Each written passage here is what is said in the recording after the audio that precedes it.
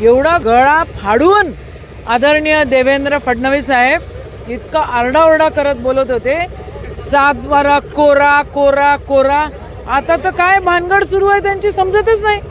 एकीकडे संस्कृतीबद्दल बोलतात, दुसरीकडे त्यांच्याच घरातून संस्कृतीचं उल्लंघन होतं, चौथीकडे शेतकऱ्याचं 7-12 कोरा करतो म्हणतात आणि इथं शेतकऱ्यावर अन्याय करतात आणि त्याला पोरकं करून ठेवलेलं आहे.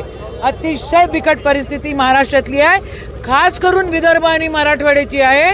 इथं सरकारने लक्ष देण्याची गरज आहे. आमची मागणी आहे की तुम्ही आमचा तालुकाच नव्हे तर पूर्ण विदर्भ मराठवाडा या महाराष्ट्रामध्ये ओला दुष्काळ जाहीर करून ठोस मदत द्या. उगाच इलेक्शन आलं म्हणून तातूर फातूर पुन्हा करू नका.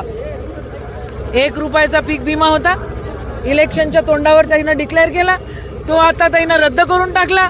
त्यावेळेला निकष वेगळे होते, आता निकष वेगळे लावले. आम्हाला काय येडगिडं समजता की काय समजता? शेतकरी येडा नाही आहे. देवेंद्र फडणवीस, चोरी करून तुम्ही सत्तेत बसलेले आहात आणि आता शेतकऱ्याला लाथा मारतायत.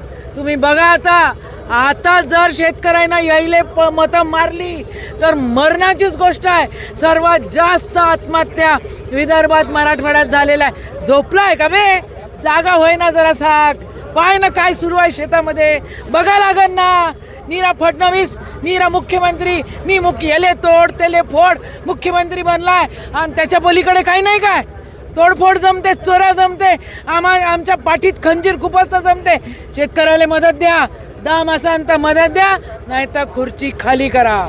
शेतकऱ्याची कर्जमाफी